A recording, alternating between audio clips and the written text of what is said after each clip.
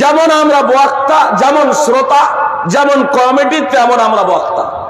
আল্লাহ তাআলার কাছে আশ্রয় প্রার্থনা করছি এই ধরনের বক্তা থেকে যারা মানুষকে হাসানোর জন্য মিথ্যা বলে। সুপ্রিয় ভাই, মানুষকে হাসানোর জন্য মিথ্যা বলে।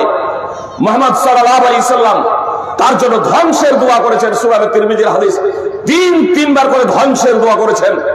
অথচ রাসূল সাল্লাল্লাহু আলাইহি সাল্লামকে বদদুয়া করার জন্য বলা হলে নবী সাল্লাল্লাহু আলাইহি সাল্লাম বলতেন, ইন্নী লাম উবআস লাআনা, আমি অভিসম্পাদকারী হিসেবে প্রেরিত হই নাই, ইন্নামা বুইসতু রাহমা, আমি রহমত স্বরূপ প্রেরিত হয়েছি।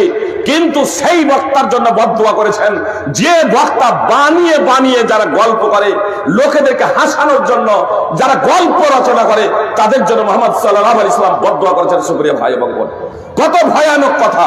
আমাদের শ্রোতাদেরও এ থেকে সচেতন হওয়া একান্ত কর্তব্য।